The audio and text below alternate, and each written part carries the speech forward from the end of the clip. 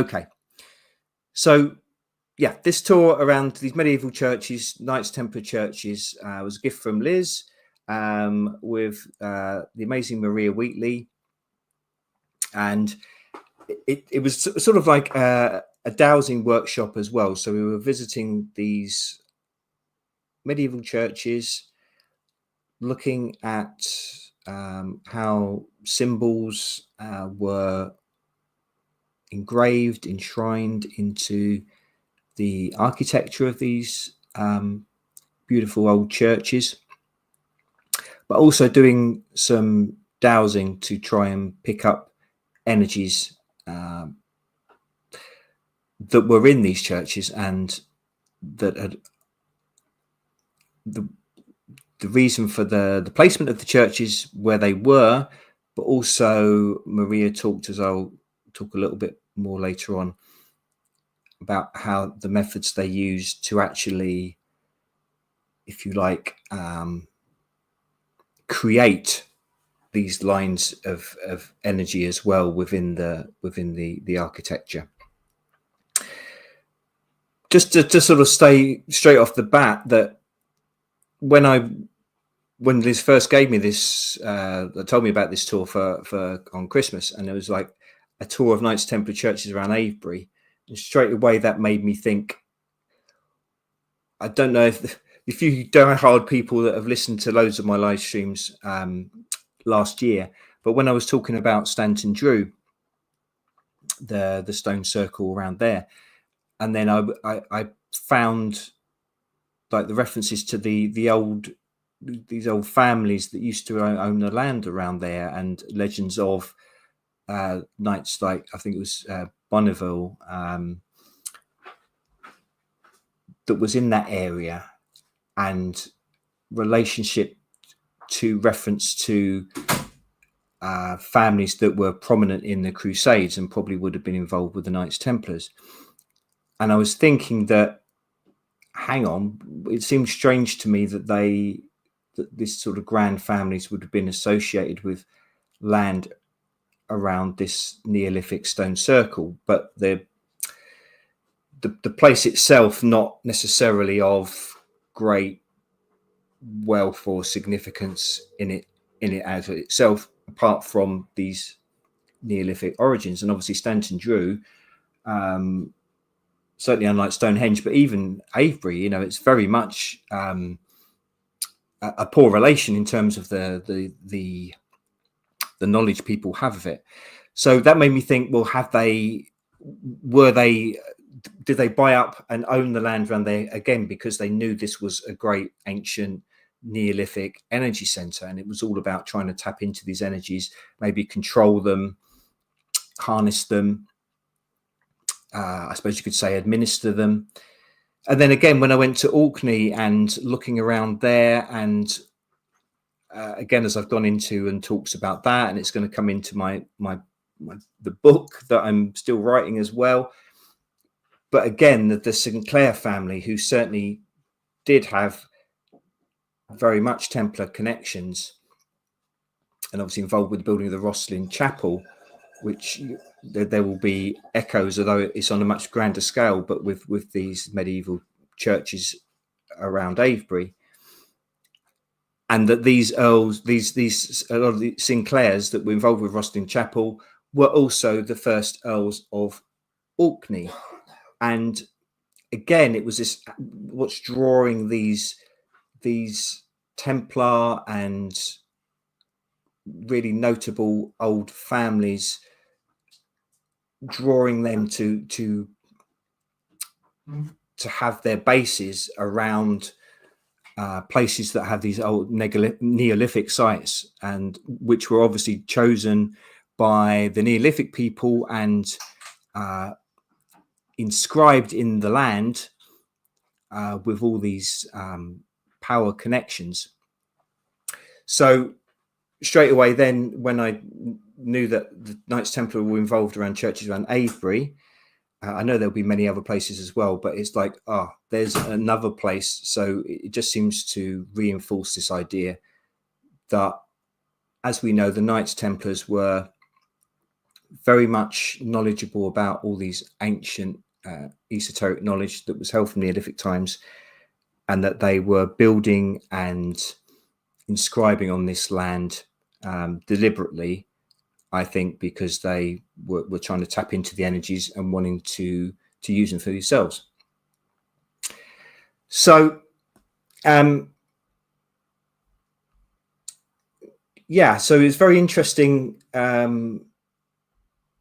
This first church that we went to, which is in the picture, with just sort of see Maria in the doorway there. So this is St Mary's Church in Cowstone. So just a little tiny village on the periphery of Avebury. And this dates around the 1300s. And if you look, just you see there at the front as a lead up to the church door, there's this pathway. And if we go on to the next picture, you can see in more detail these chevrons that are all along the pathway. And Maria said that the chevrons point in the direction of the flow of a water line underground. So I thought that was very interesting. So again, I mentioned before the importance of water, whether it's rivers or by a sea, lakes, and certainly in this area around here in Wiltshire, underground water, aquifers, and so many of the stone circles. And as I mentioned before, now you get with all the crop circles, they were on places where they had underground water sources. And these are very much conduits of energy, and again, all part of the flow of the energy around the land, around the world, and how these sites can tap into them. So you have these chevrons right at the start, at the entrance into the church. I think we've just got a further. Oh no! If we go on, so this is. Right in this the first church around the entrance, Maria was pointing out these marks where you get them in the stone, where they're like point marks, and she said this would be where the knights would have put the point of their swords into the stone, and it was all about trying to again connect with that energy, connect with the spirit, and to, I guess, bring them fortune.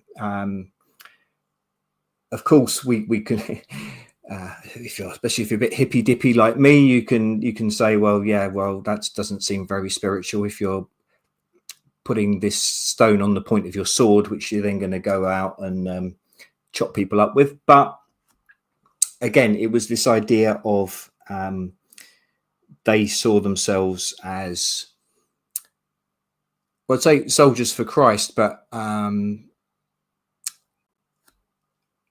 as we've come across, and we'll talk now, and it comes out in these churches, the Templar beliefs, although you were Christian in many senses, but they tapped back to these early forms of Christianity, sort of Gnostic beliefs, the fringe sects of Christianity, like the Cathars, who were obviously persecuted and basically wiped out in a later crusade that was within Europe, because they were, although they were Christians, they were seen as heretical in the form of their beliefs.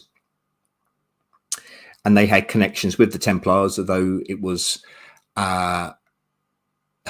to use an appropriate metaphor, it was a double-edged sword, in that there were Templars who were fighting on the side of the papal forces that attacked and wiped out the Cathars, but there were also Templars who were sympathetic to the Cathars, and very much a lot of that, of their belief system, symbolically, etc., got incorporated into the Templar beliefs. So very much it was what you would say an unorthodox form of Christianity. And again, just an aside, I've started to watch some of Mark Window's programs, live streams, podcasts that he's been doing on ancient history, and it's very interesting. I think Mark Winters has done a lot of great work on what's going on in the current world and all the madness and restrictions and everything we know about in terms of that. But he seems to be concentrating so much at the moment in going back to a lot of this ancient history stuff, and I was quite intrigued by that because that's obviously what I've been doing as well. But very much, I think it's part of. I've just got a little bit. I've just got a little bit discombobulated because I see myself in the chat and I realise it's listed on my phone. But yeah, it's very relevant what has happened in ancient times. You can't forget and hide away in the past, if you like, and ignore what's happening in the current day. But at the same time, so much of what is happening in the current day very much connects back to what happened in the ancient world. And a lot of these secret societies, a lot of these power brokers, if you like, a lot of the ancient families go back to the ancient world, and so much of the deception and the hiding away of knowledge and power and the use of the knowledge and power by the bad guys, it's been happening for centuries. I mean, interesting again, is this my wife is the best. Yes, I am saying that.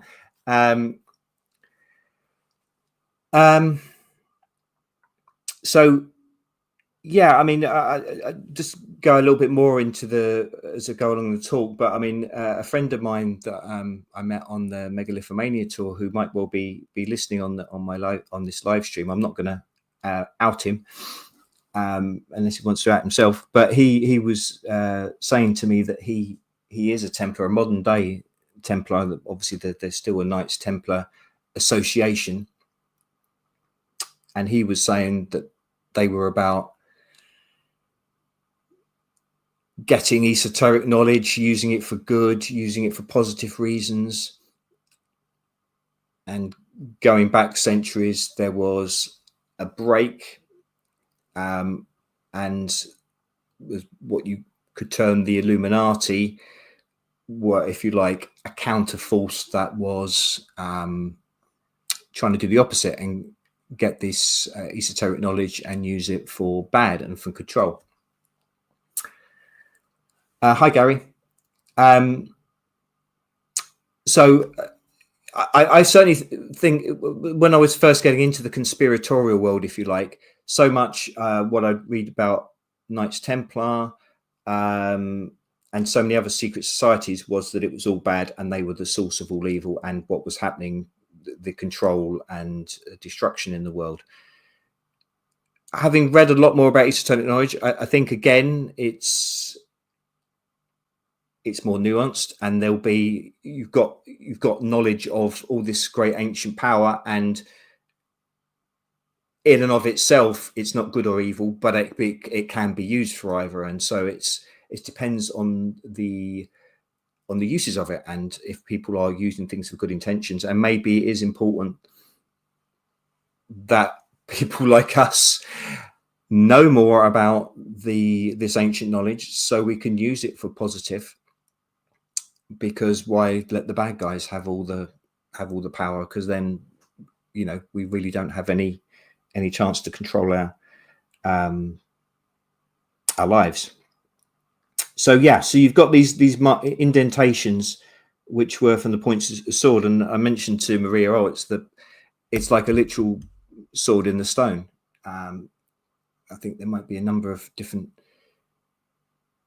reasons for that within that mythology, but which I'll go into more. But yeah, so this was right by that entrance to this first church. Now these are very interesting. There's all of this. There's a huge amount of this. These markings, and again, this is at the first church, which are known as Marian marks, and that is Maria. Just I caught her in mid-flow there. Hope she won't mind. I did tell her I was doing the stream tonight. Unfortunately, she wasn't around to be able to join in, but she was appreciative that I was sharing some of her work. But these very interesting designs. I mean, there are some things which are just graffiti, and some things that were inscribed on later years. But Marian marks is very much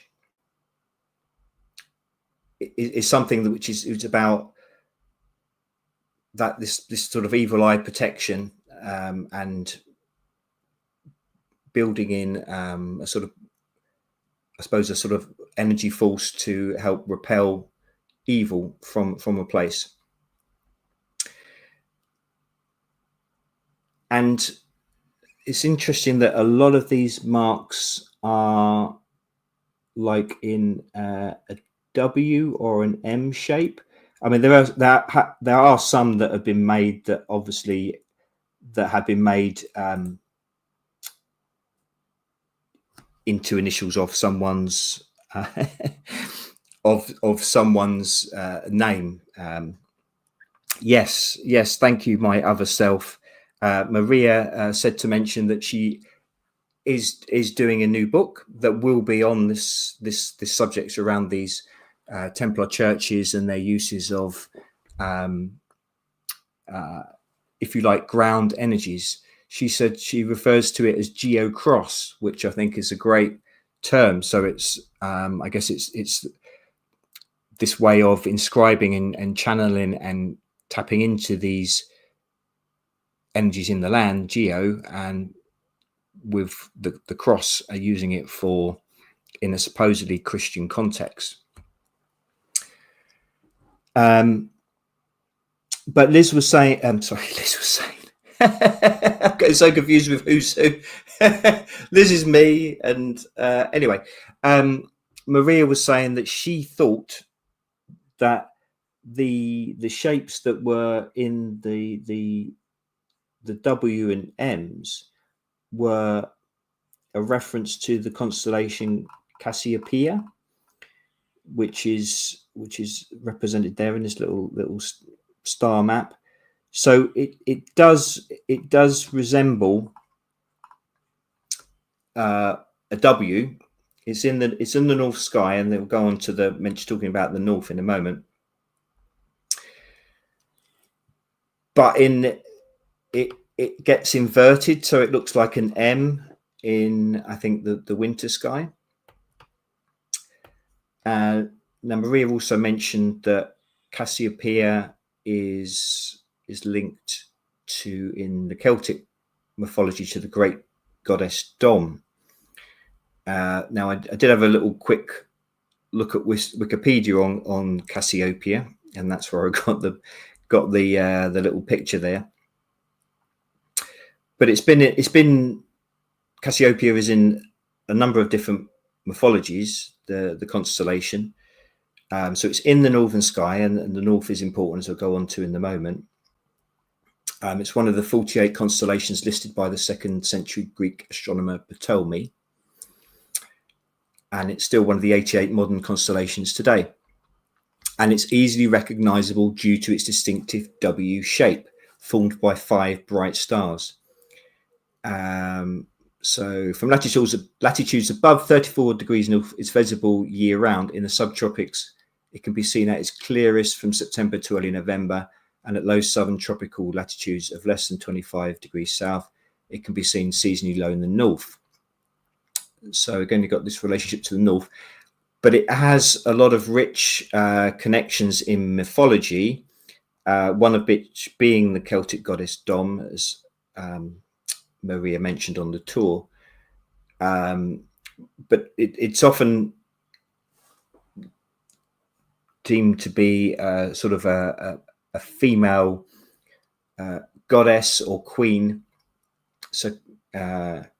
Cassiopeia was the queen of Ethiopia, mother of Princess Andromeda.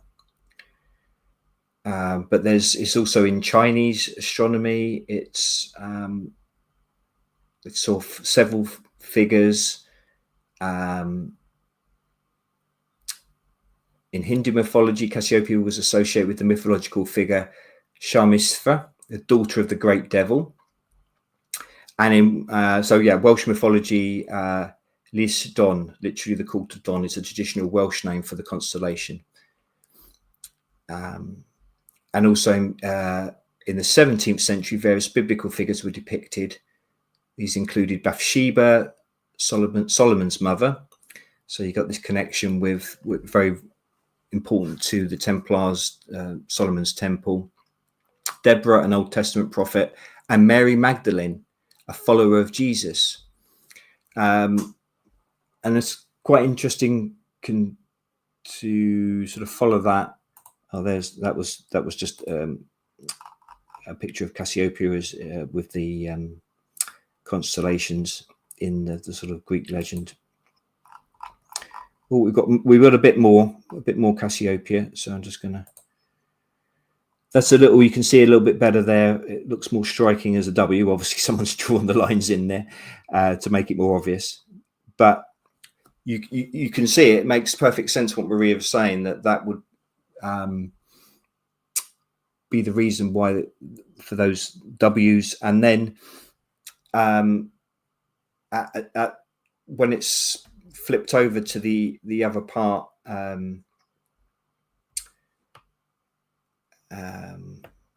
let me just I do apologize, let me just find the little bit there. But it flips over at another part of the year, so it's seen inverted, so it would actually look like a capital M.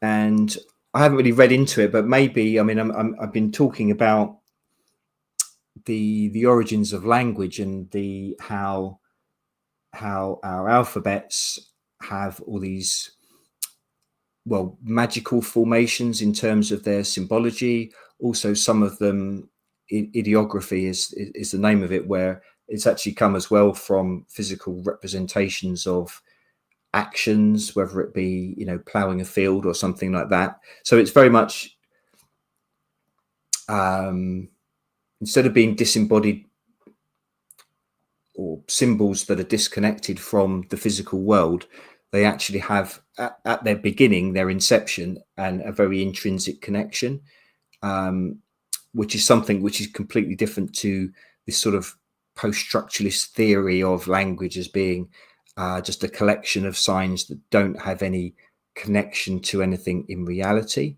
But I think, and this is what my book, has anyone heard that I've got a book out, Silent Sigils, just getting to this idea that there's something essential in language which we maybe need to try and get back to, whether you want to call it a magic or something like that.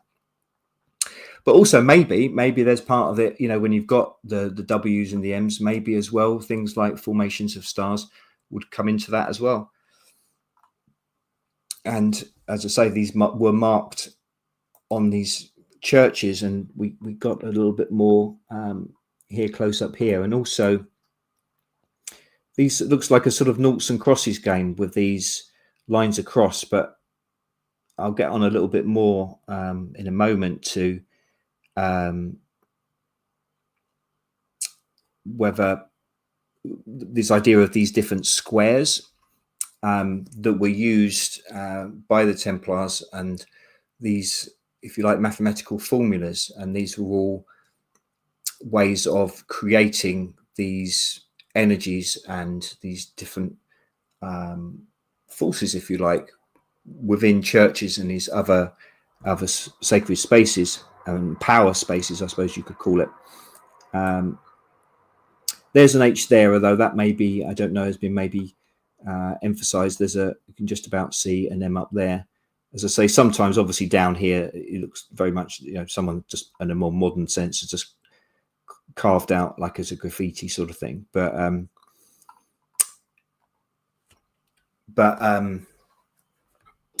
yeah, I think it's Definitely interesting that you've got as in the Neolithic sites, as I said before, it was, I very much see it as a transformation or a transition, how it goes from these megalithic sites, rituals, and I guess sort of natural occurrences in the land, like mountains, hills, seas, volcanoes, and then these became represented by constructions by humans in these Neolithic sites, and these rituals were conducted around the natural and then the megalithic sites, and then these symbols, obviously there would then be engravings of symbols on some of these megalithic sites and around them, and then these will become the language, the written language that survived through the centuries to today, as it obviously evolves in forms, and that language is then used and becomes how things are inscribed in a different way, with words, into stories, legends, myths, fairy tales, and all the rest of it.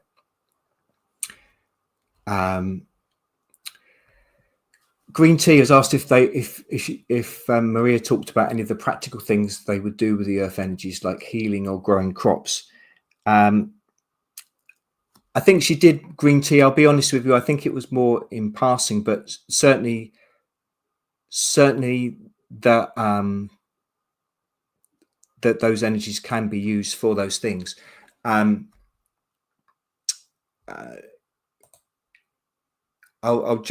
mention a bit more when I get onto the next church, but yes, I think very much these have practical applications.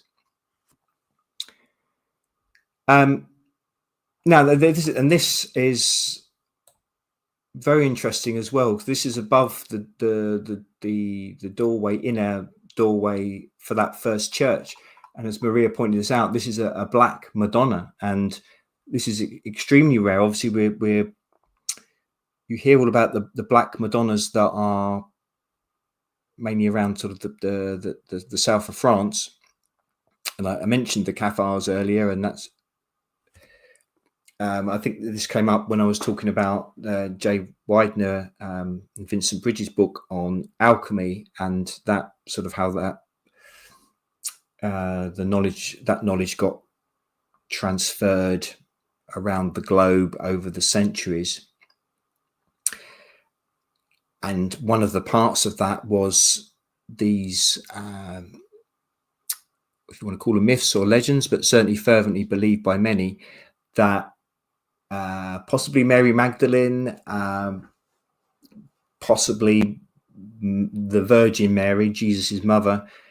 There may have been another third Mary who was like an assistant, an Egyptian woman who was like an assistant to a helper of the other Marys. But they, after Jesus died, they came across in a boat, and they landed, I forget the name of the place, in the south of France. And so even to this day, you have these black Madonnas that are often underground in sort of crypts, but they're kept sort of underneath these churches. And then you've got these sort of amazing scenes. You can look up incredible pictures on the internet where in this one place, as I say, there's just a third Mary who's supposed to be like, I forget her full name, but she's, I think she's in some religions she's termed Egyptian, but she's also been referred to as being a gypsy, like a Romany gypsy. And so the Romany gypsy people still revere her as their patron saint, if you like. And they all converge, like thousands of them each a certain time of the year. And this Black Madonna figure, said to represent her, is carried through from the sort of the crypt of the church where she's normally kept, through the streets, and taken all the way to the beach, to the sea, to represent this, when they're supposed to have landed on this boat crossing over from North Africa, the Middle East, and ending up in the south of France. But so yeah, but we've got a black Madonna here in this little medieval church in Avebury. So very rare in this country to see them. And that just made me think when I was reading about Cassiopeia and the different associations with mythological women, and Mary Magdalene was mentioned as one. So maybe Mary Magdalene's connection with the Black Madonnas and all that. I don't know. Maybe that could be a reason why there's a Black Madonna here. But it was very intriguing, and just another thing, I suppose, which shows you that in the building of these churches, there was again this offbeat, shall we say, establishment Christianity, certainly not the sort of Roman Catholic Christianity. It's something set apart, and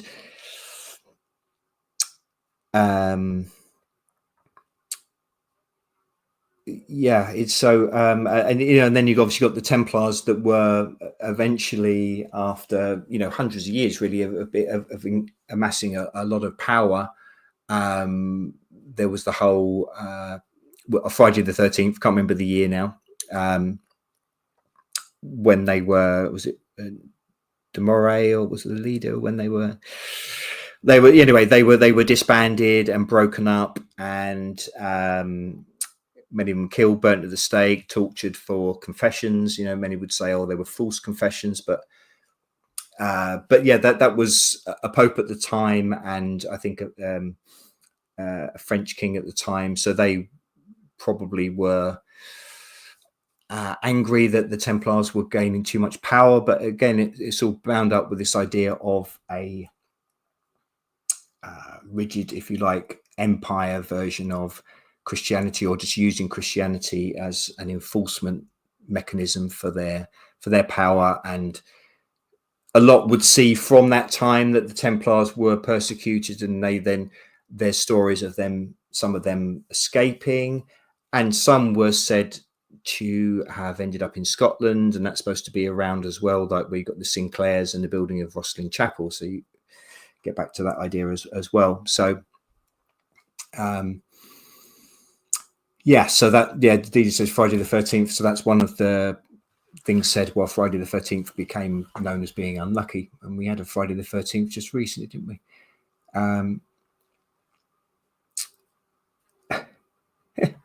De Malloy, thank you, DJ.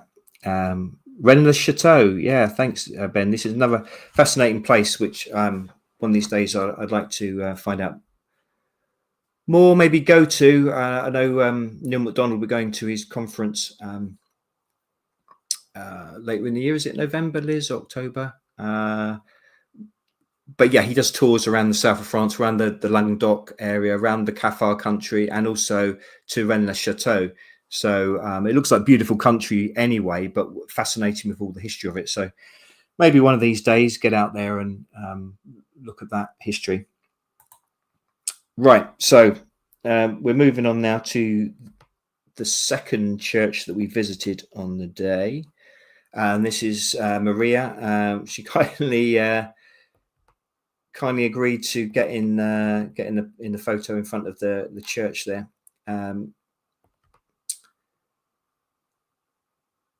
So if I just get up the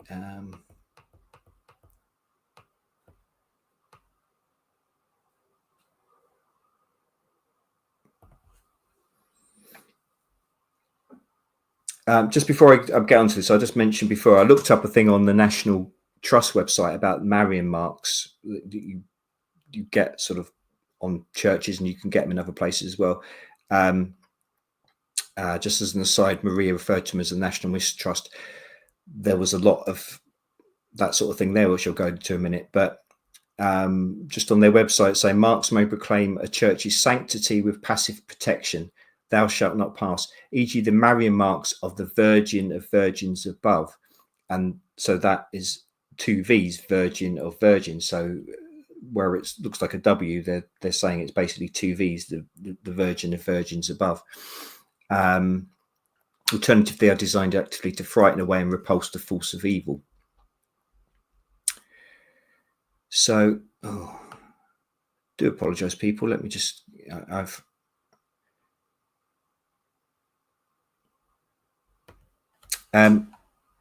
well, we're actually, before I go on to the second church, I will just mention, I might as well mention a little bit of point.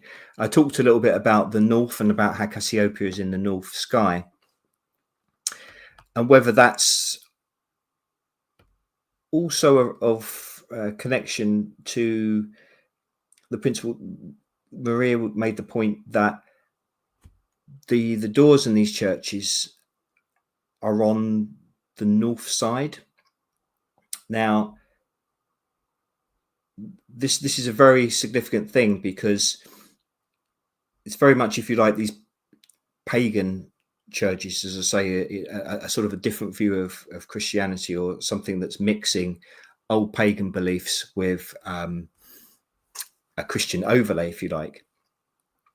But, and again, what Mark Windows talks about in his thing is a lot of these podcasts, is that there was this earlier form of Christianity that was before the Roman Empire converted to Christianity, and then I think there's the sort of the general history book consensus is that when the Roman Empire converted to Christianity, that's when it was brought to the British Isles.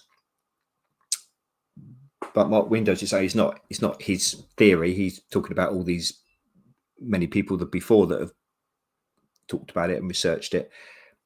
But there was already a form of Christianity in the British Isles long before that, and it was sort of merged with the Druids, the Celtic and pagan beliefs.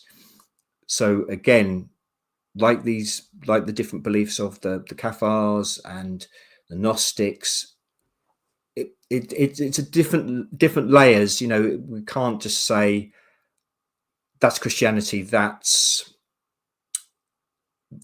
obviously so much of the overlay with Christianity, which many of us would see a bad, is because it's obviously been linked up with the Catholic Church, and, you know, precursor of that, the Holy Roman Empire, when it became people were slaughtering and conquering other people in the name of Jesus, you know. But yeah, there's these pagan churches have an entrance through the north side, and normal Christian churches have it on the opposite side. So it became a big thing. Christians refer to the north side as the devil's door. So in a lot of in the 16th century, a lot of these old churches that had the entrance on the north side, that was blocked up, because it was seen as the devil's, or it was referred to as the devil's door. But Maria was saying true gypsies read tarot from the north. The north is winter. All the pagan world reveres the north. But in Christianity, it got changed around. So it's so west is the death of Christ. So yeah, a different configuration of where how people entered the churches. But it is interesting that the north was revered in pagan times. I'm just reading a book which I've got somewhere, but oh, hang on. No, I haven't got it with me. But it was Nigel Pennick, Pagan Magic of the Northern Tradition. He also wrote that north was an important sacred direction in pre-Christian times. It was the direction of prayer in the indigenous religions of Northern Europe, directed towards the North Pole, the immovable heavenly seat that is the axis of the earth, around which the night sky appears to rotate. Now, this goes back to a lot what I talked about before. Andrew Collins talking about the ancient world around, you know, Göbekli Tepe, and his theories of how they were aligned to the north, and he was saying they were aligned at that time to the constellation, which was the North Star, which was Cygnus, and particularly the star Deneb. But again, it was aligned to the north. So, and he talks as well, have of these beliefs that he believes come down from the shaman practices in now what's sort of Mongolia and that sort of thing. And again, it's this idea of the North Star and it being like an axis around which the world turns and which the heavens turn. So all these sites where they're looking at the movement of the stars and the planets as the Earth turns, and they were seeing it as being like an axis. So the north was this focal point. So probably from that, it would be one of these things. You have all this, you get this where Christianity, because it was taking over from paganism as it sort of swept all over the Western world and much of the world or beyond that. So it often in some ways, like with these churches, it sort of subsumed, built itself, tagged itself on, and took on some of the aspects of the pagan beliefs that were there before. But in other cases, it tried to completely obliterate them, and it tried to turn people that had obviously followed the beliefs for centuries. It made them out to then be devil's work, and that you're going to get eternal damnation if you followed them, things like that, because they obviously wanted people to throw away the beliefs that they'd had for centuries. So I guess this would be part of that, part of saying, no, you can't venerate the north anymore, and so you can't, churches shouldn't have the entrance on the north side, because that is venerating the north, and that was pagan belief. So it's all part of turning people away from their old beliefs. But in some of these old churches, you can still see that although they are Christian, these ones here anyway, the door is still on the north side. So there were in some places, maybe in the sort of outliers, where they still had this idiosyncratic clinging to the pagan beliefs before. Now, I think Pennick in his book, he was sort of like what I thought was a good point, but then I think maybe there is a bit more to it. But he was saying, he was talking about how in the far north, if you like, talk about so the Norse mythologies, or the Sami in sort of what's Finland now, the sun in the summer, when we're in now around the solstice, you have the midnight sun. So you have in the far north, the sun can shine for pretty much 24 hours a day. So I suppose what he's saying, that you could see then for the people in the far north, how they could revere the north as a place of light during the summer, because it would be like a perpetual light. Obviously, you've also always got the flip side of a perpetual night almost in the middle of winter.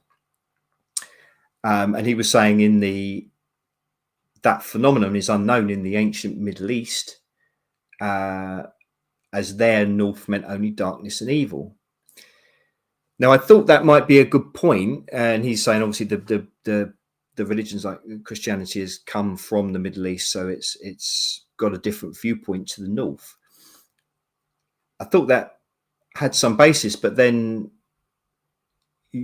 going back again to the Andrew Collins and talking, and I remind you, I look back on when he's talking about, like, in Haran, the ancient city, which was the beginnings, or certainly when development of astronomy and astrology, and the astrological tower there is said to be the basis for the tower card in tarot.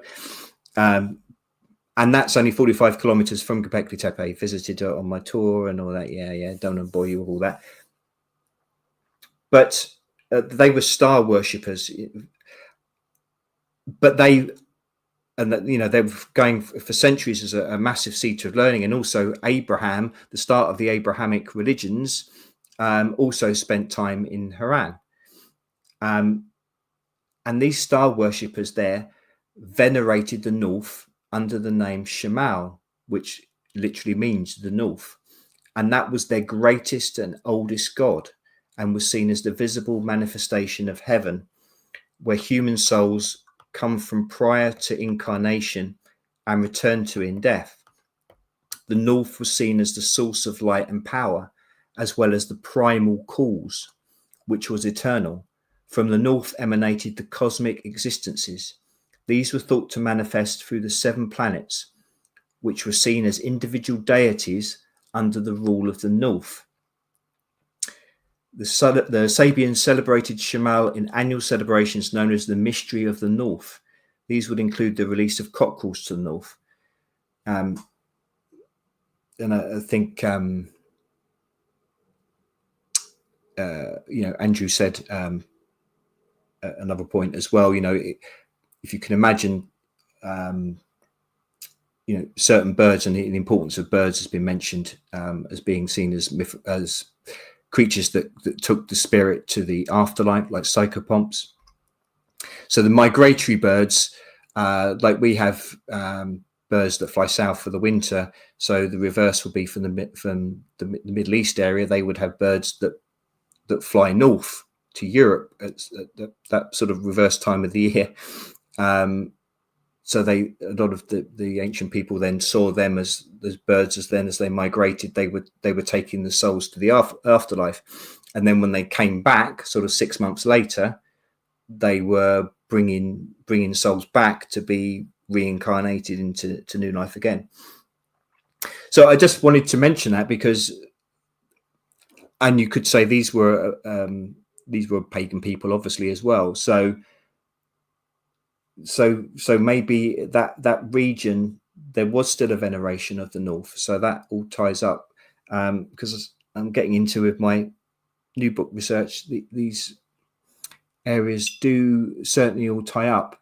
And I want to say, before I forget it, thank you, Green Tea, because I know you mentioned when I was talking about my trip to the Orkney Islands, I know you mentioned Laird Scranton, in saying he'd written interesting things about Skara Brae. And I didn't get around to reading anything at the time. And then, funny enough, I ended up I say friending him on Facebook, not friending in the sense of I've actually ever spoken to him, but just when you add lots of people as friends, and I get posts come up onto my stream that he's put on there about some fascinating stuff, around sort of atomic energy symbols and how they equate to symbols you get in the ancient world, Egypt, Dogons. But I finally, Green Tea, got Laird Scranton's book on Skara Brae, Neolithic Scotland and the Origins of Ancient Egypt. Now, he actually believes that Orkney is the place which the ancient world and the sort of Mediterranean, the Middle East, talks about as being places like the Elysian Fields. It's there. It's the afterlife, or whatever the descriptions of it, and he goes into some of the descriptions in legends and equates it with a description of a place in the far north, which he says is Orkney. And he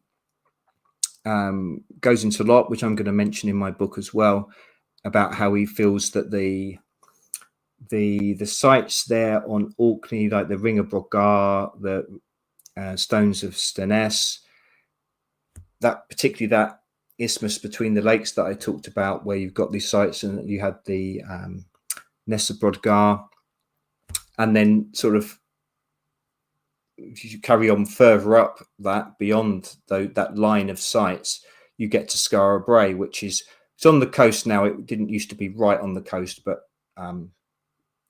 it, you know, changes in the sea levels or whatever have meant that it's now on the coast. But he compares Skara Brae to villages in Dogon people in Mali, which he says then were connected with Egypt. And it's like, I was like, wow, because I'd been thinking, I think I mentioned in previous live streams, I was intrigued. It's one of these things where I wondered how I was drawn to go to Orkney somehow, you know, last year, you know, the same year as going to Göbekli Tepe in Turkey, and something drawn me to, well, I was compelled specifically to go at that time because it was the last week basically of the Nessa Bodgar before they covered it over. Yeah, it's very interesting, Green Tea, how this links between Dogon and Orkney, and he thinks that the Orkney was this almost like a training site, and it was these ancestor teachers, and they were, well, he thinks they may have actually been living in the Faroe Islands, which are quite a sort of protected place, and that Orkney was maybe like a training site almost, where this Skara Brae might have been a community where people were learning about these agricultural practices which these ancestor teachers were bringing, and that the megalithic sites there were ways of sort of inscribing this information. And I thought, wow, because when Andrew Collins, before I actually went to Orkney, but about a month before, he did his talk at the Glastonbury Symposium, which is now coming up again, and he talked about what was then just news. It hadn't really hit the mainstream news about that. They found out that the altar stone, Stonehenge, was actually stone which came from the Orcadian Basin. Now, at that time, Collins was saying, oh, as a lot of people said, oh, well, it's probably going to be from Orkney Islands because you've got these incredible megalithic sites there. More recent tests don't think that it actually was the Orkney Islands it comes from, but it will be, again, it's the very northern tip of the Scottish mainland. So again, it's classed as being in that Orcadian Basin, but still that connection with the north. And I was saying then, I thought, wow, that. And then there were other things. I read when I was reading about the Grail legends of Mabinogion, and I was talking about that on one of my Grail talks. There's reference in one of those old stories to or more than one, I think, but to Orkney, and about it, the name being connected, or the old name being connected with Hades, the name Hades. So, and I was wondering if, like, the Groudware people that supposedly came down from Orkney to, you know, and came through the British Isles and ended up around here and building Stonehenge and Avebury and all these places.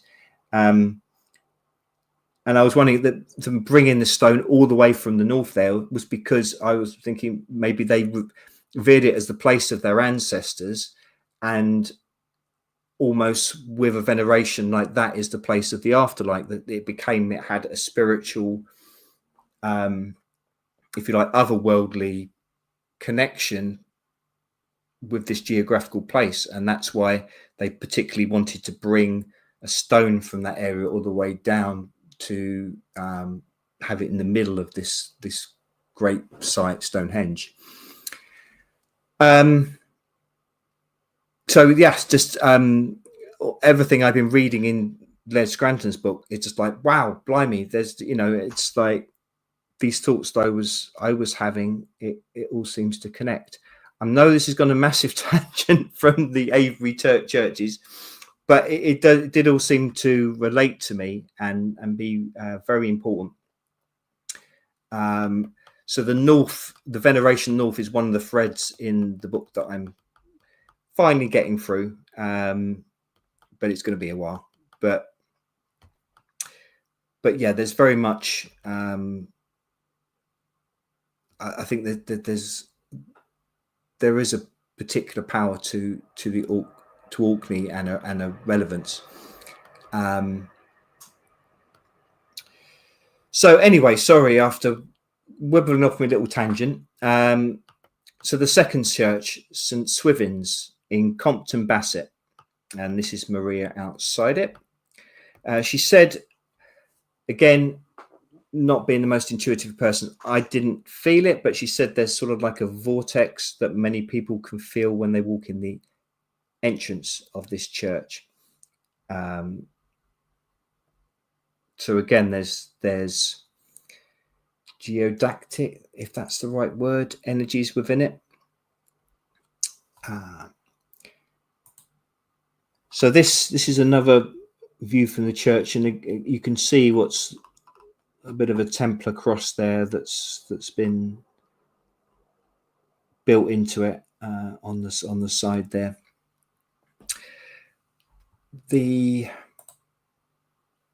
Beautiful inside, and the picture, I haven't been to Rustin Chapel, but the pictures I've seen, obviously this is on a much smaller scale, but it reminds me of the intricacy of the carvings on the pillars. Now, Maria made a point that the pulpit is unusual in its position. It's on the right hand side of the church, so the altars are down there, so that the pews are around here. So normally, as Maria made the point, the pulpit is to the left, and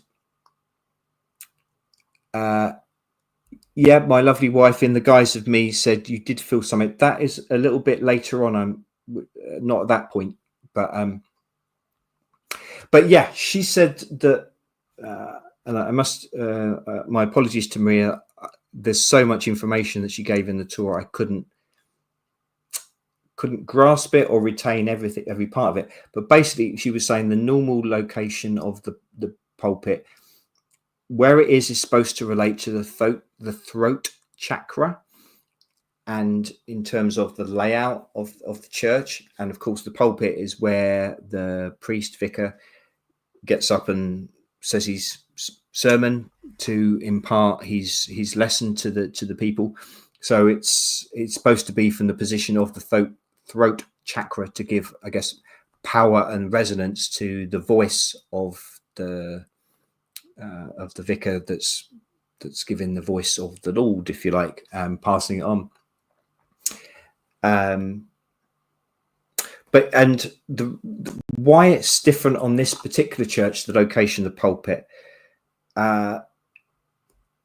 Maria, again, talking about that's where the pulpit normally is. So because of the orientation of most churches, that ends up being on the other side. But this one, as I say, it's got the door on the north side, which is not normal now for churches, as they have been for hundreds of years. But in this St Swithin's church, it's on the opposite side. So yeah, it's just a little bit more of a further, just a closer up picture of the pillars there. But again, very intricate. I mean, incredibly beautiful churches. These are just tiny little churches in little villages, which I would imagine very few people go to.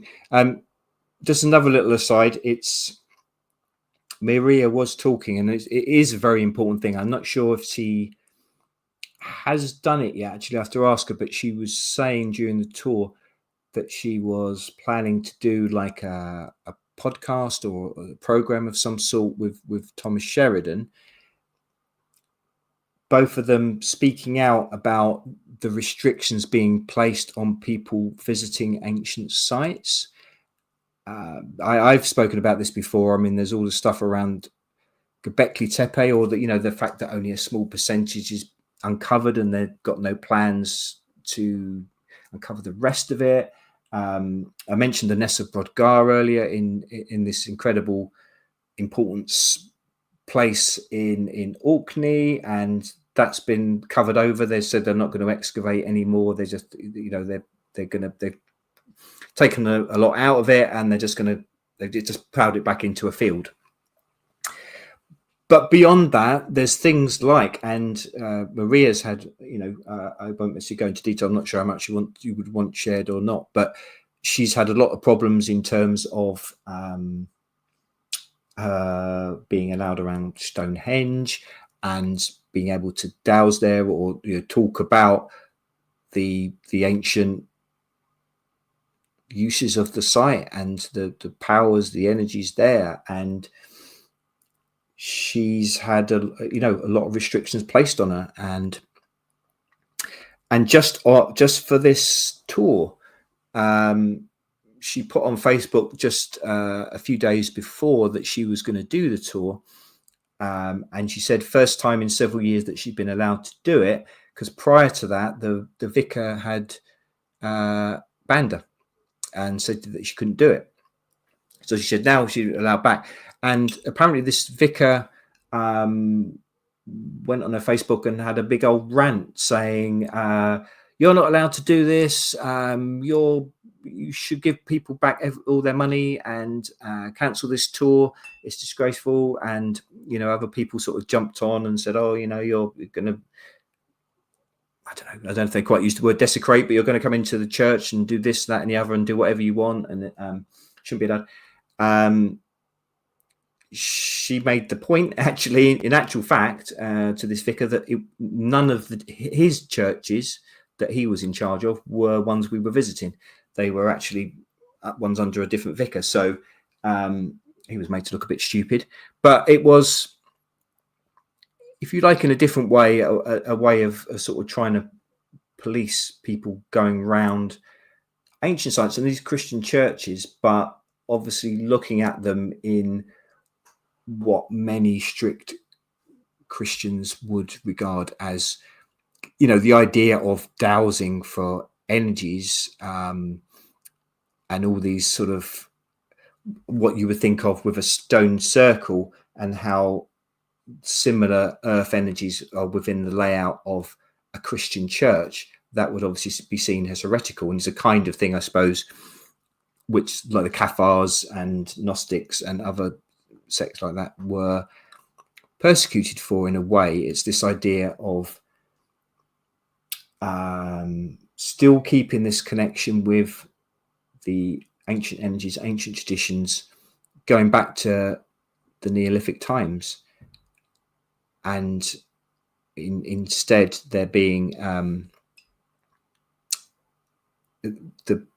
not just Christianity, but organized religions in general have been about the opposite. They've been, certainly in terms of the majority population, there have been about removing them from power and making them disconnected with power that they do hold within them, and this legacy from their ancestors, which is being destroyed. And I think it is a thing. And Maria was saying she thinks they're going down the route of some saying, not that this has actually been said, but wanted to charging people to maybe go around the stones and Avebury, that kind of thing. It hasn't actually been officially mentioned yet, but and I know I'll trigger Liz in my name, Mark, about Glastonbury. There's all this stuff, of course, about it being the council want it to be made a World Heritage Site, so then it'll be under sort of the charge of UNESCO. We're going to this talk on Friday. The council there have caused problems. Sandy Adams is one of the speakers who we've met, who lives in Glastonbury, and she's done a lot, does a lot in general about exposing the agenda. And she's also done stuff locally. She lives in Glastonbury and done stuff sort of opposing sort of council plans for things like 5G. And yeah, they didn't, the council didn't want us speaking anywhere in Glastonbury town centre, so they're having to have it in a village outside Glastonbury. I just see that as another way, these ancient sites, how they're being policed and controlled, restrictions placed on what you can go to. Obviously, we know Stonehenge for a long time, restrictions on going to actually be in the stones, stuff a friend Mab has talked about with the I think it's the Drove, this access to like a parking site where people used to park and their camper vans, and you could get like entry to the Stonehenge there. That's been restricted. They've closed that off and said they're building a new road, but they're just sort of dragging it on, and people think they're just trying to restrict people getting access to these ancient sites. Yes, the talks are Sandy Adams, Richard Phobes, and Charles. Is it Clive de Carle, the alternative therapy guy? So it should be fascinating. We will report back on that talk in due course.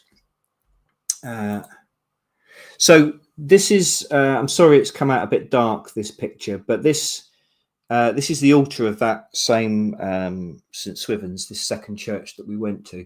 Now this was mentioning about. I did feel a bit of energy. I'm not going to overstate it because it wasn't a massive thing, and I still, other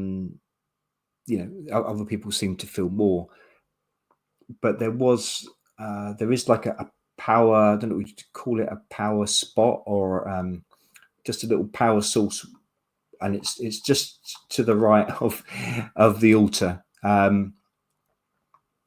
and we did do dowsing around there, and I mean, Maria had already sort of pointed out where it was. So, I mean, I asked my rods to guide me to it, and they did. They did sort of, as I was walking around the altar, it was sort of, they were pointing me in the direction of, and then they crossed over as I got to Bells. You could say I knew because I'd been told that already that was a place. So that knowledge was coming through somehow.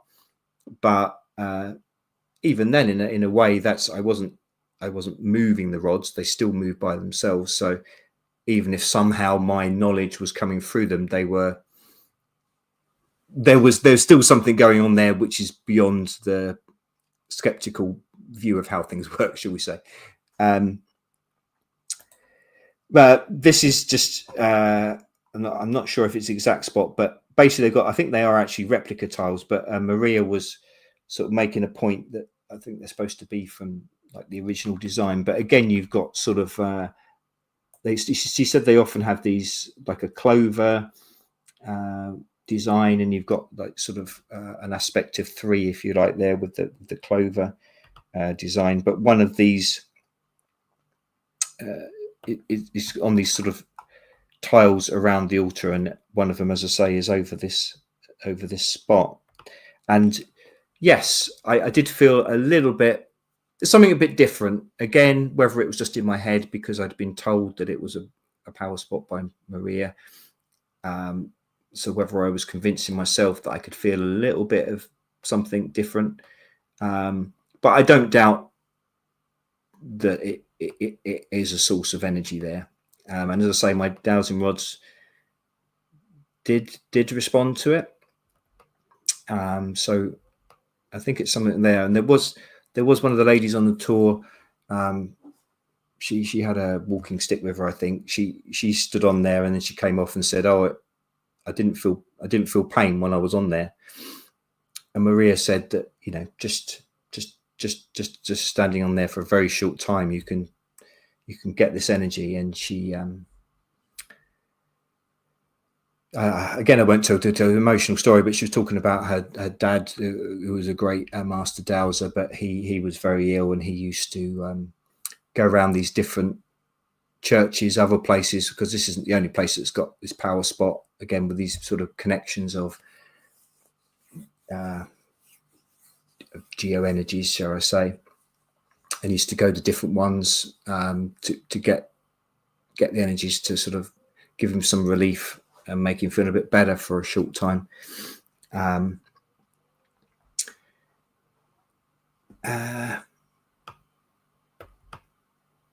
But yeah, but that clover, I did make me think of the tree of life. I know it's not quite a tree, but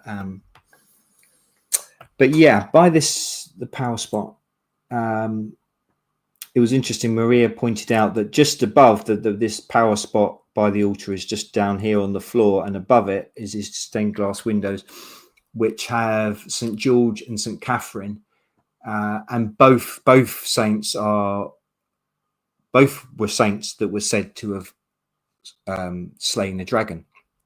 So she was saying that's like, has that been put there in terms of, because the dragon, if you like, is again, it's going to come up in the book, it's probably come up in other live streams, but again, you know, dragon, you've got the dragon energies within earth energies, and also I talk so much with Andrew Collins' work about obviously the different dragons in the sky.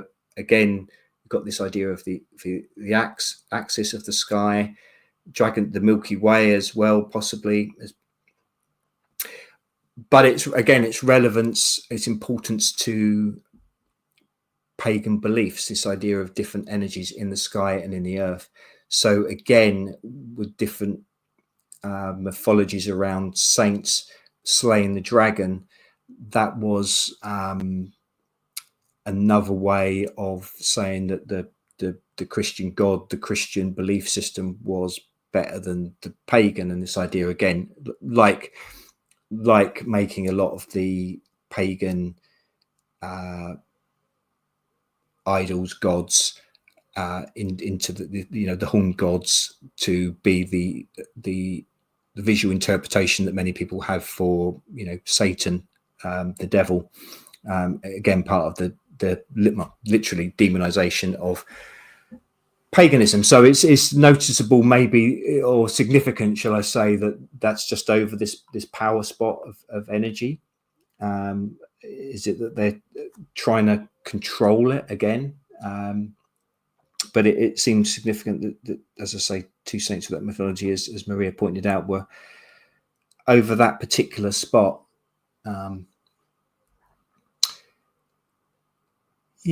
So the ley lines, definitely, it's got all these different connections, and also another thing which I've gone into before in my one of my talks on the Grail,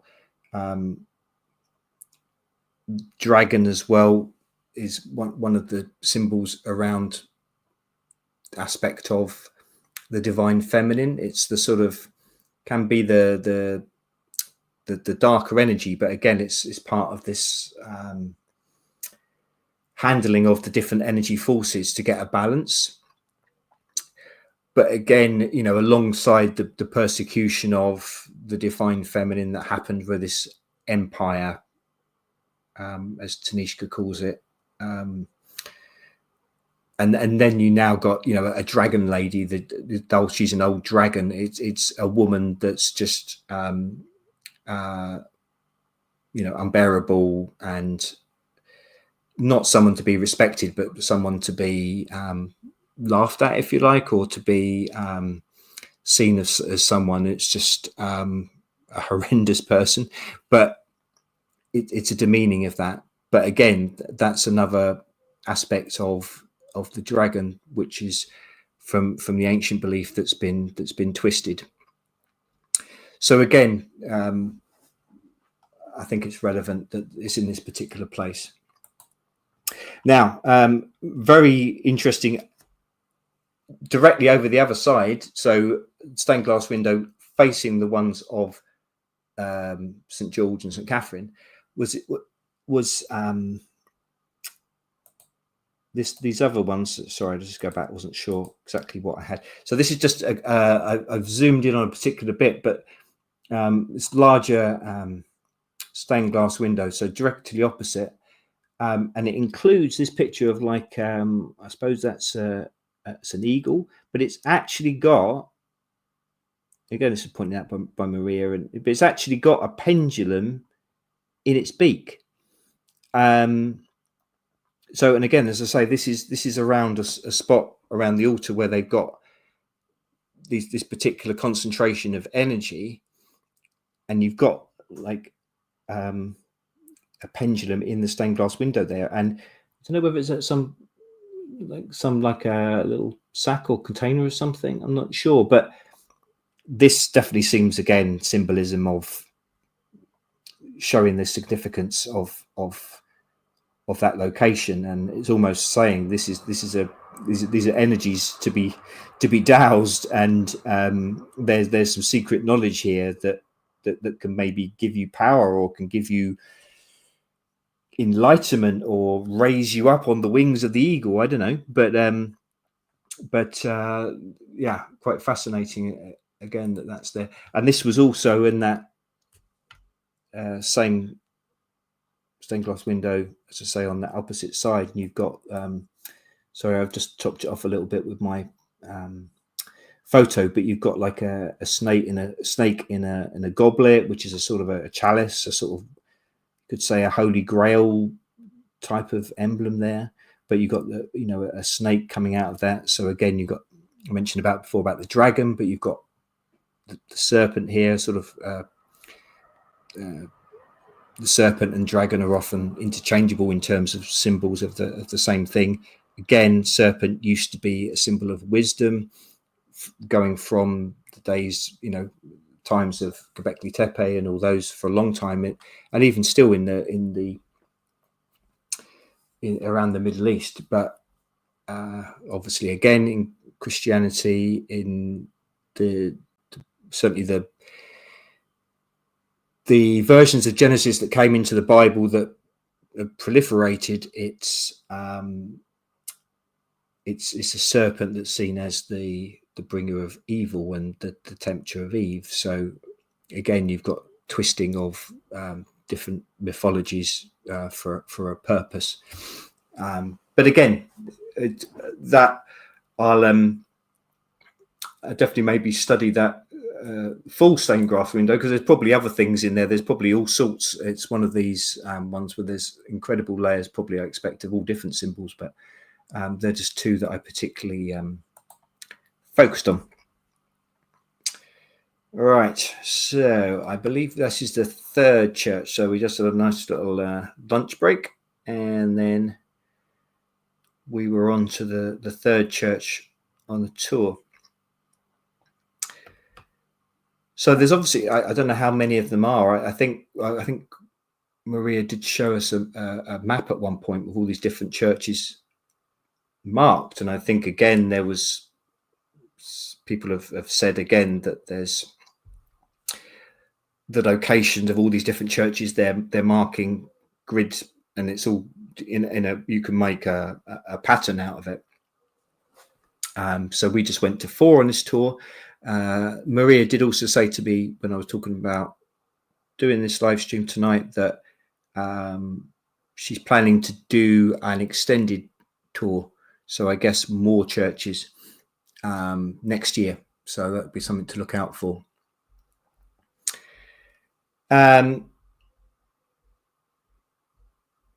So this third church is another St Mary's, of the number of churches St Mary's, and then you mentioned before about the different Marys, and you've got the association not only with the Virgin Mary, which is obviously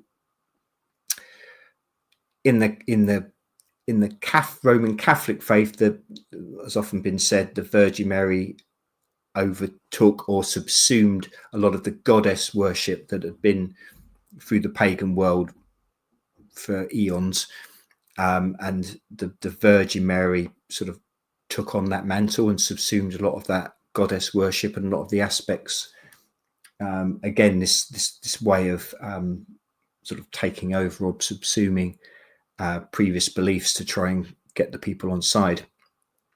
But also you've got the other Mary Magdalene, and again talking about the sort of the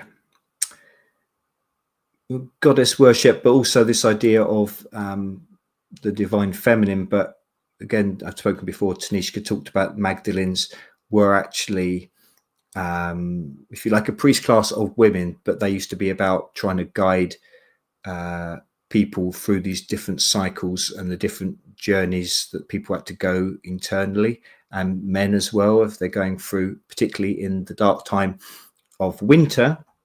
The winter solstice is the most important because it's the darkest time when you're going through, if you like, the underworld, when everything's in darkness in the north. Connected up again there. So St Mary's Great Bedouin. I just before we went in, we were just having sort of sandwich outside. I noticed in the graveyard there's a few sort of Celtic crosses. So again, that looked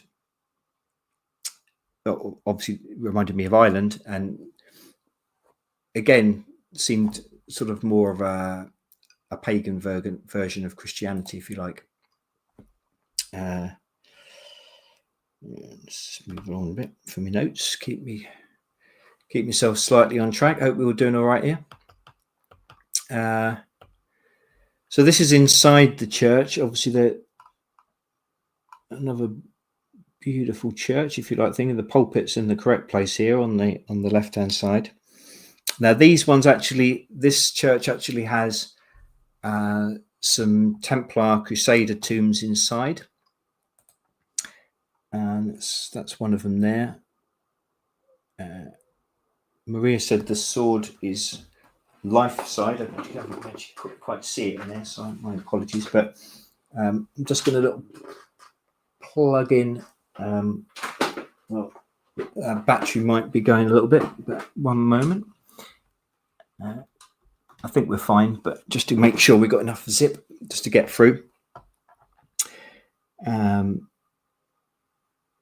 Obviously, you've got these interesting positions which they have, with the arm and that sort of thing. Again, it's all symbolic. So this is Sir Adam and Sir Roger de Slocker, is that? Yeah, Crusader on the left, died in 1313. Yeah, so well, anyway, that's them. Now Maria pointed this out and said she sort of thought it looked very much like a green man. Liz was saying that it looks like a monkey's face, which I thought that it does look like an animal's face rather than human, but it definitely does have green man aspects. It seems to have sort of foliage around the head, but again, it's sort of a fairly pagan looking. And this was just sort of over to the side of that. It's just sort of over the far end there. It's only small, so we've got to bend down before to see it really.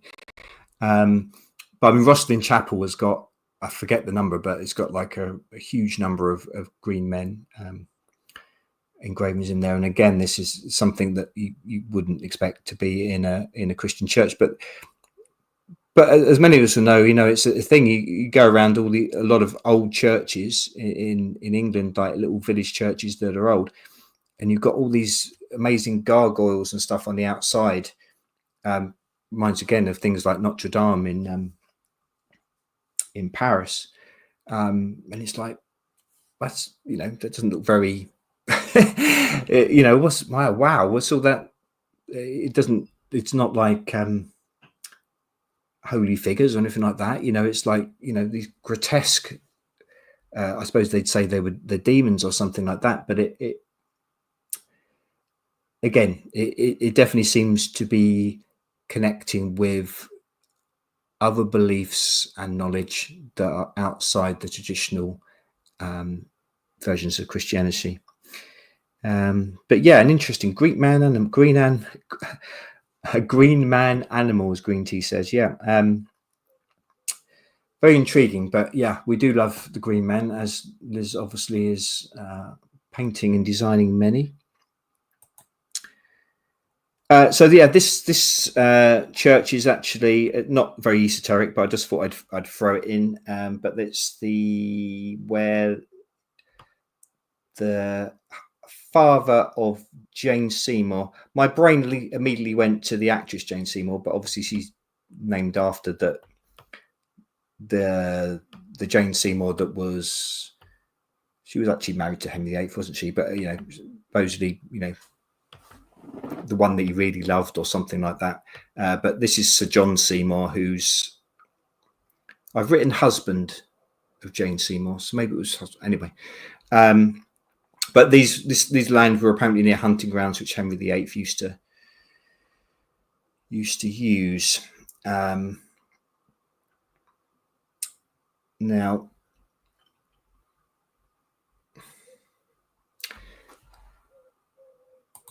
This again is outside in this same church, and outside in the graveyard, but it's a gold preaching cross. So the preaching used to be done outside at this cross, and that's sorry, I've done it sort of side on so you can't see, but that's a cross, a golden cross there. You've got this interesting figure. Looks quite, again, looks very pagan, ancient worldy. That's marked into this tower there, and it's apparently it's a crossing point of two lays where this is. Maria was saying. She was talking about different versions of ley lines. She was saying how, you know, a lot of people talk about the St. Michael and St. Mary lines that go across the England.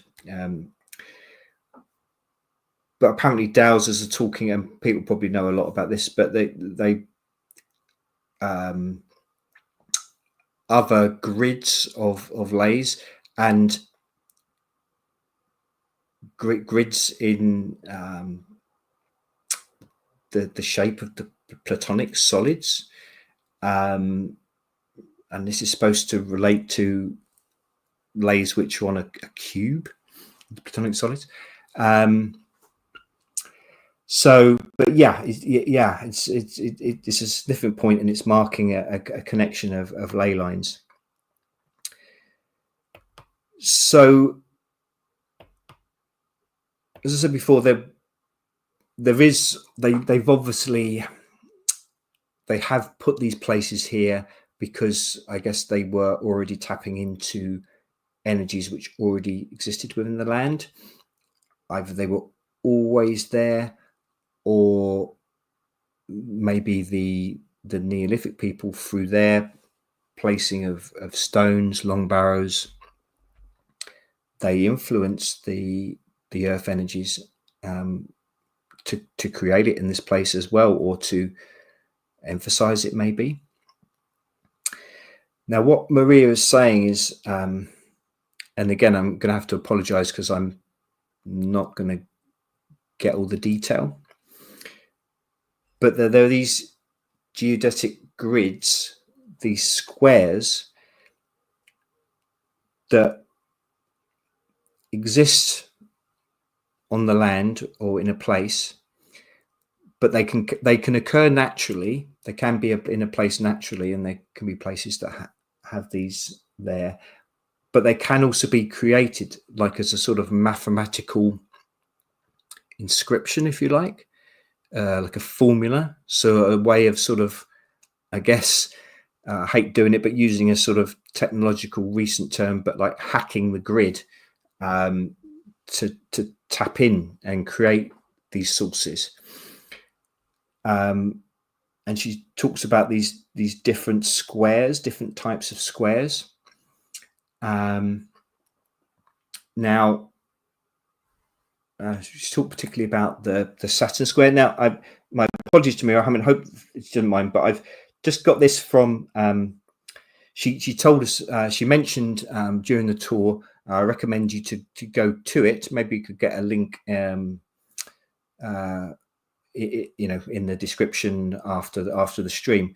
But Maria did a talk for the Basis Project, Miles Johnson's Basis Project, in 2023. So if you just Google Basis Maria Wheatley magical squares, and it's Egypt as well, but I'll try and get a link to it. And she obviously goes into a lot more detail than I can do justice to here. So in that talk, she's talking a lot about Egypt, but obviously elsewhere as well. But again, this idea that this knowledge is something that's been passed on and is linked in so many places around the world, and all these connections, which again aren't on the official history. So this is on that presentation, these magical squared, and she said it's this practice is known in China as Lo Shu, the art of placement. And it's the idea where you've got these different squares, and you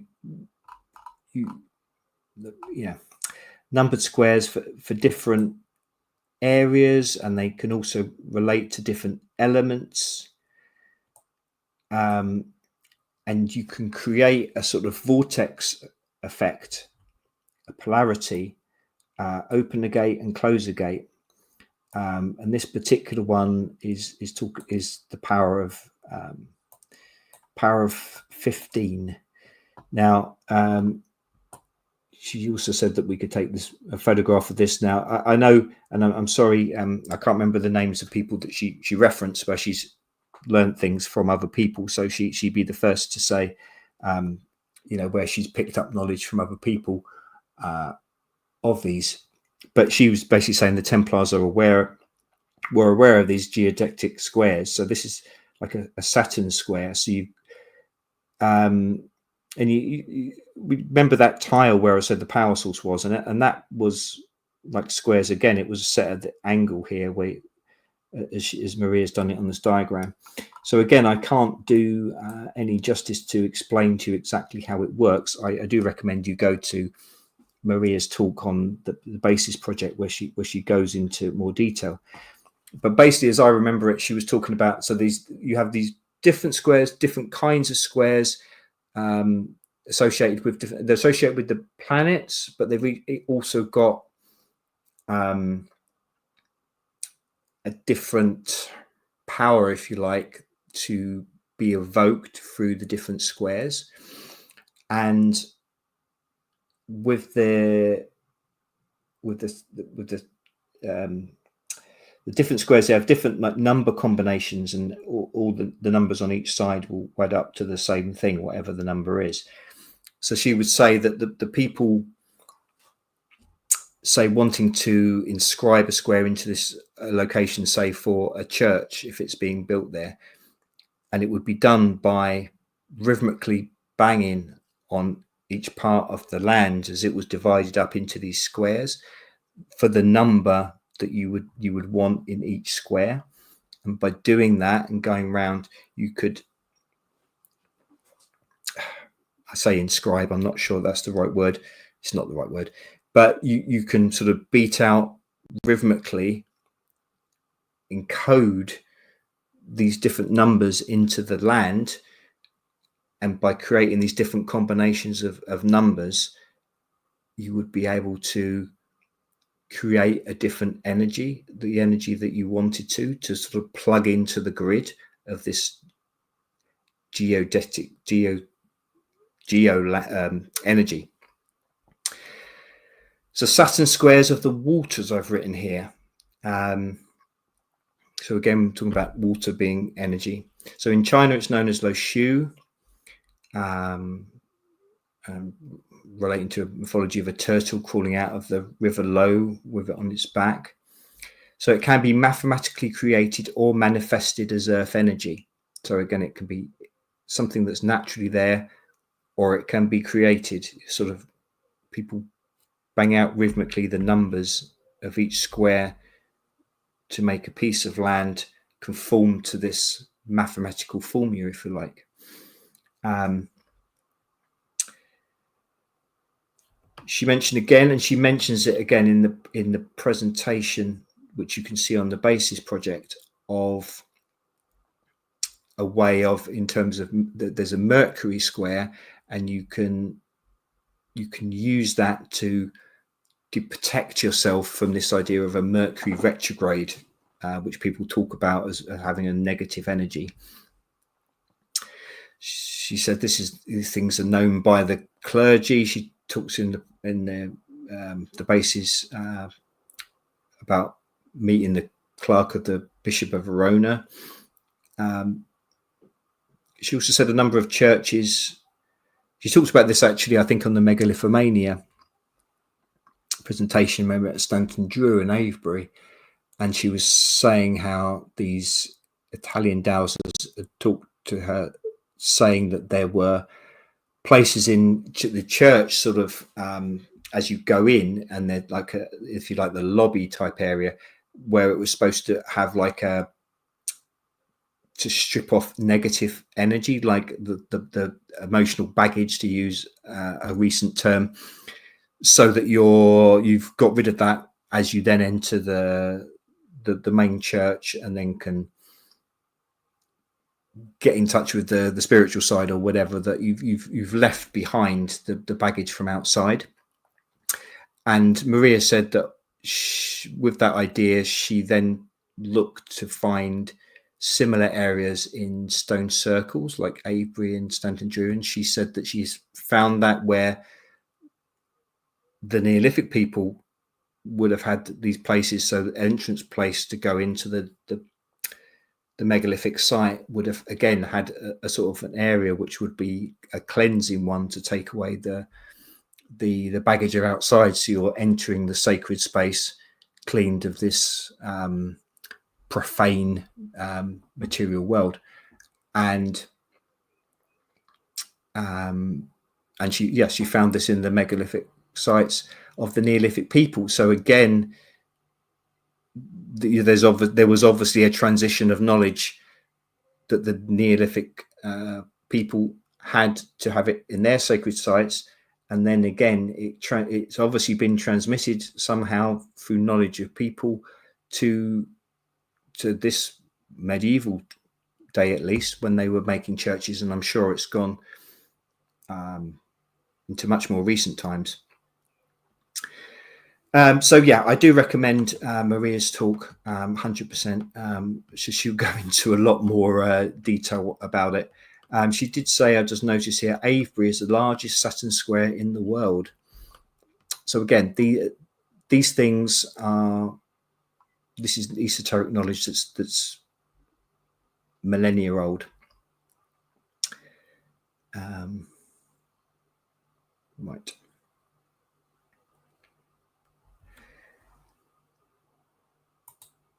Yeah, she. You can't really. Well, it's in Latin anyway, I believe. But there is like a motto of the Templars, which is on the outside of this third church that we went to. Again, not very clear, but again, that's probably something which is a protection thing to keep off any evil from getting inside the church, the sacred space.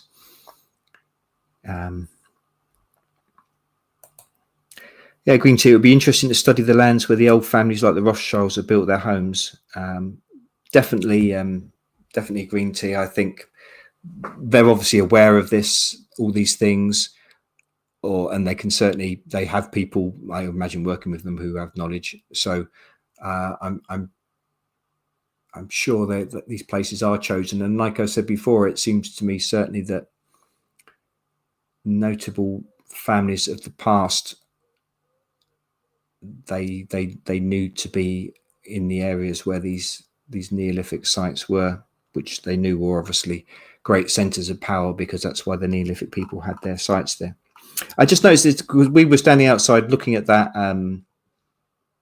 Templar motto on the side of the church, and I just sort of looked up, and literally through the window I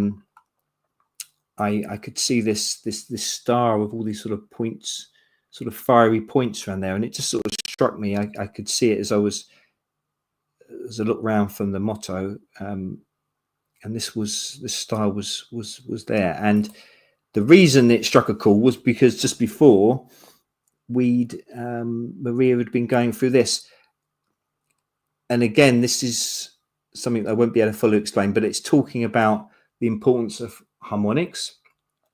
And I've mentioned before, Andrew Collins talking about Stonehenge and all the harmonics there, and I think Maria's talked about that as well. And it's how it actually supposed well, I think it was, what was the ancient name for Stonehenge?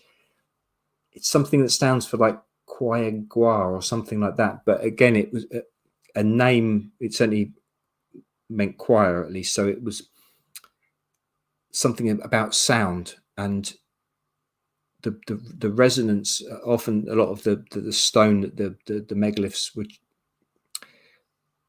the stone that they chose to use for them, a lot of crystals inside them, quartz, obviously resonance of energies, but frequencies, sound frequencies, were of crucial importance in creating these energies. And of course, that's something that's continues. Again, talking about churches, of course, you have choirs, you're singing the music, and it's all supposed to rise the spirits up.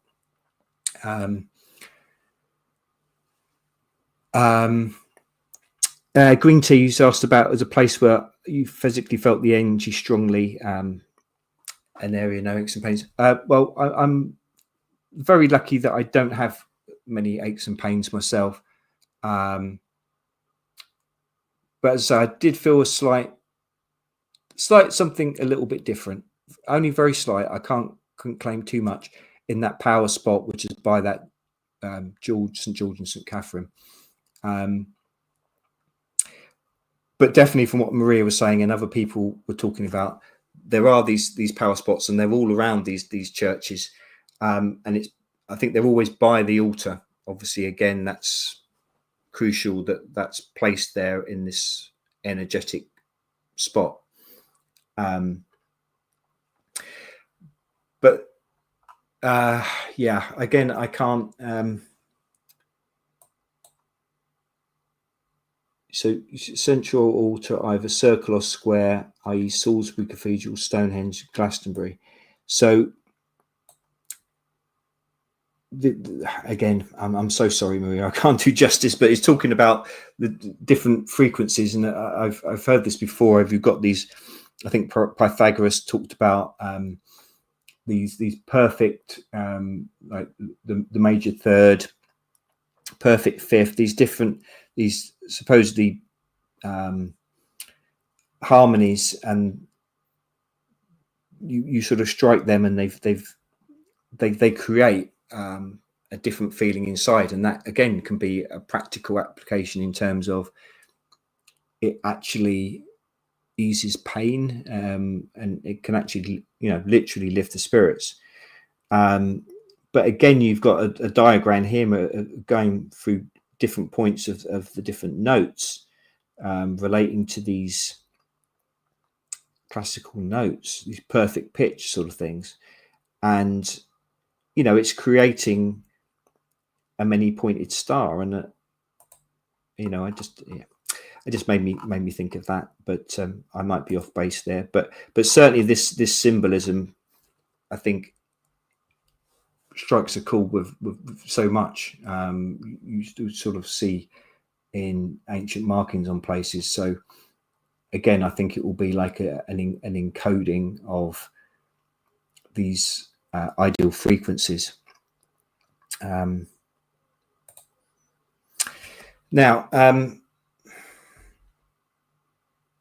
this is the last place that we went to, and very intriguing because it's the only one that's no longer a consecrated church. It when I've just overshot the name of it. So this was so this is a ruin of Chisbury Chapel.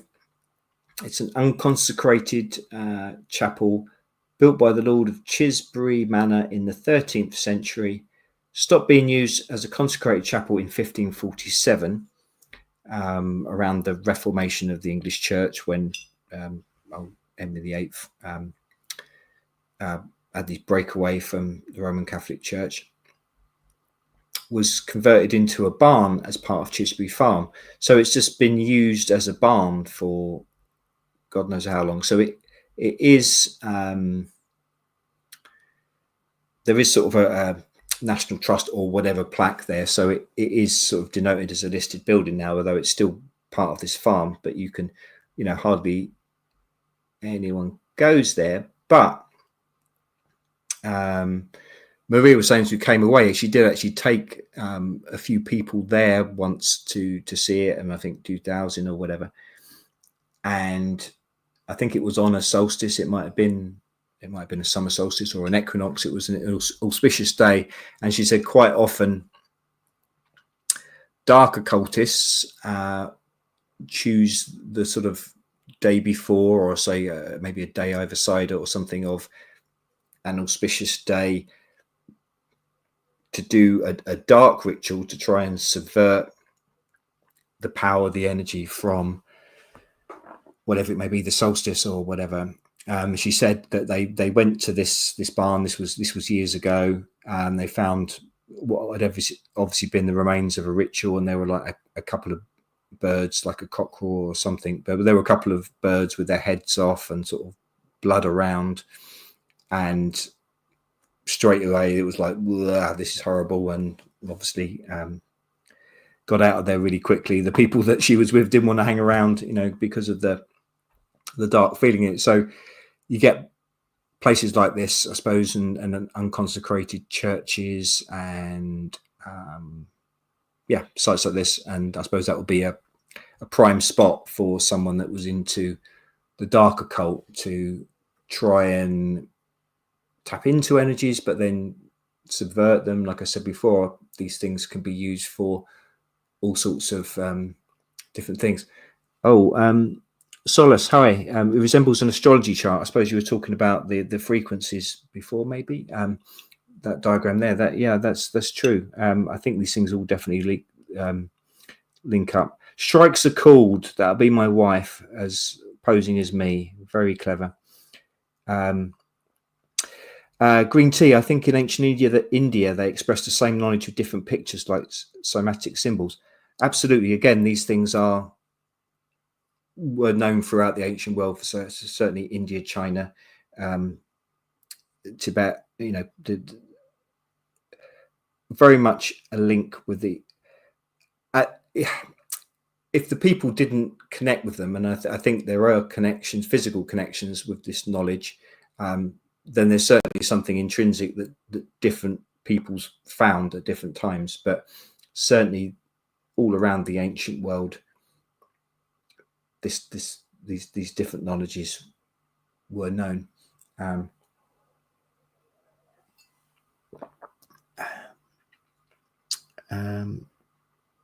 Johnny's saying Temple End, Great Wilbraham on Google Maps. Some Templar temple at the end of there. Templar temple behind big gates. Interesting.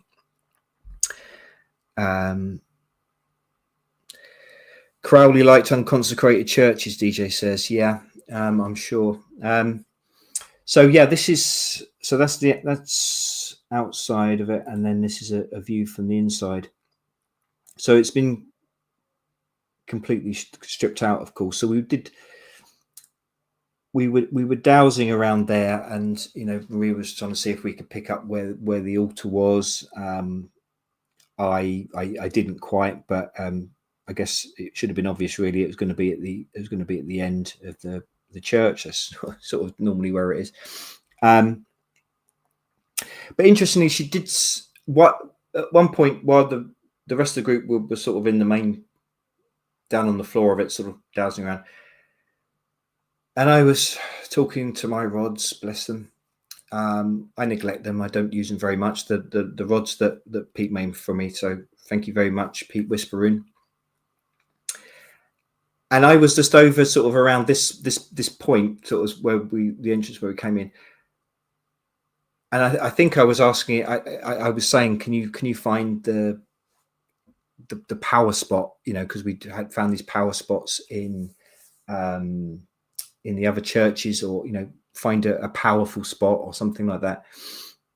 And they pointed me just to this bit by the back wall, and it was nothing seemed to be there. But I was asking it, is it a negative energy? And it seemed indicating it was.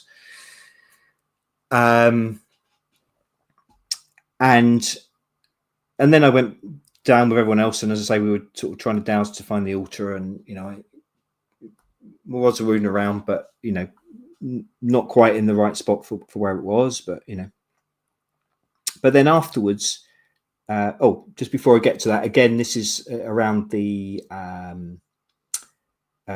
one of the entrances, and again you've got these marks, which are probably again sword marks that have been made in the stone on the entrance. So again, this idea of Marian marks for protection, but also the idea of the Templars getting their point of the sword on the stone from the sacred buildings, to sort of a transfer of energy, I suppose, to give them protection, good luck, have the spirit with them, if you like, that sort of thing.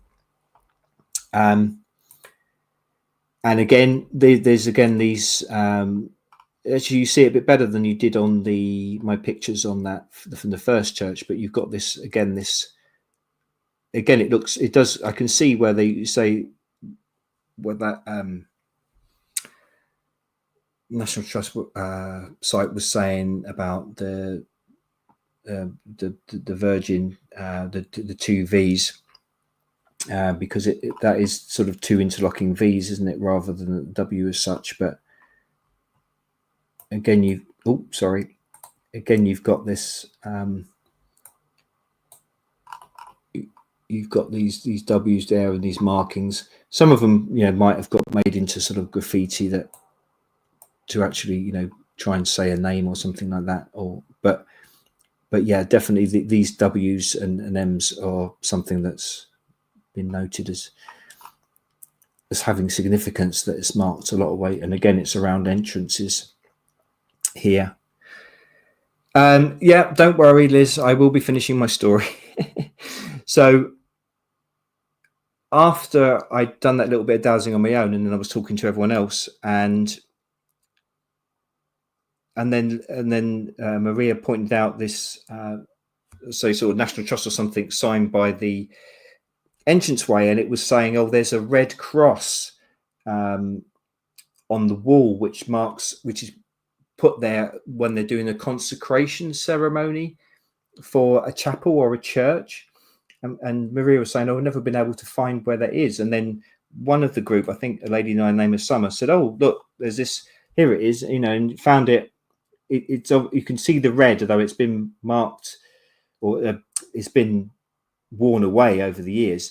But it looks quite a dark, looks like a sort of almost like a dark face type thing to me. But but anyway, that was, I didn't notice that at the time, but that was exactly the point that the dowsing rods took me to when I said, where is there a powerful place? And no one else was around at that time, and the rods pointed me there. I couldn't see anything there, but I thought something may have happened where I was standing, but then no sign of it now. And the rods, I asked if there was negative energy, and they indicated it was negative. And then I found afterwards that it was exactly where this red, what apparently was a red cross, although it's not visible now, but you can just see the markings of the red. But to me, it does look a bit of a dark sort of image in a way. It's got sort of the black and the red, and I don't know, it just looks like something's been burnt away almost. But Liz has put, it's horrible. But yeah, but again, that's where my rods drew me to, and it did say that it was a negative energy. So, but that's apparently the where they made the sign to consecrate it. So yeah, I think that's my last image, but that was the last point on the tour. As I say, that was the only unconsecrated place that we went to amongst all of them. But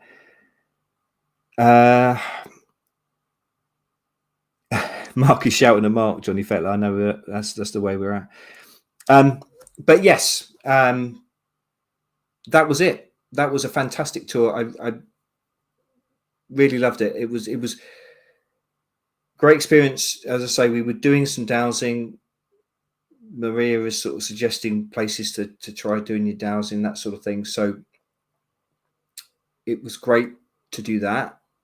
And just an incredible amount of knowledge that Maria has, obviously from all the years. She says on the basis talk about how she's inherited all these huge amount of all these surveys done by ancient not ancient, but dowsers like Guy Underwood, and that were handed down via a father who was also a master dowser. And so incredible amount of knowledge, and obviously Maria has done decades of dowsing, and she's gone around, apart from around Britain, of course, she goes out to Egypt, and she's done dowsing around in America as well, green tea. She's I think she's going to the Cosmic Summit, something Hugh Newman posted as well, is going to coming up, I think, in August maybe. But yeah, a huge amount of knowledge, and I will look forward to seeing her doing a talk. She's got a film as well, which actually I've got to try and get hold of. Couldn't go to the premiere of it, but she's done a film about Stonehenge, which I need to check out. I need to maybe have a look on her website. She's got a couple of websites. Esoteric College is one. But if you look her up, she's got, as I say, she's got a new book coming out that, well, she said she's working on around this idea of the Templar, around the Templar churches, which will be fascinating. But she's written on Avebury, on Stonehenge. She does tours out to Egypt with Kerry Cassidy. She's done dowsing, is it Chaco Canyon, but around in America's Stonehenge, they call it. New book. Liz is, so my new book, I think, oh, you mean Maria's new book? Yes, I've mentioned it now. I've done it. Yeah. So, yeah, that's, I'll probably wind it up here now. I've done 2 hours. It's been great to have you all on board. Yeah, thanks very much for joining us, and I hope you got some interesting information out of it. And we'll try and do some more soon, and eventually I'm going to get that other book out. But in the meantime, but yeah, Maria's getting a new book out, and I've got a new book out. You might have seen it already. I know I've been banging on about it, thanks to my lovely promotional advisor, which is my wife Liz. But yeah, Silent Sigils. And it's looking at language, and as I say, the magic within language, and that loss of the magic, loss of the intrinsic connection in language, which holds the whole world apart. And I think that's symbolized by the lost child. But I'm going off onto another tangent. It's been lovely having you all. Al, thanks, a new subscriber. Thanks, Solace. Thank you very much. Brilliant. Thanks, Green Tea. It's so great to see you again. Yeah, you've had both of us today. It's a double whammy. Okay. I love you all. Thanks so much for joining me, and hope you enjoyed it. And we'll speak again very soon. Love to you all.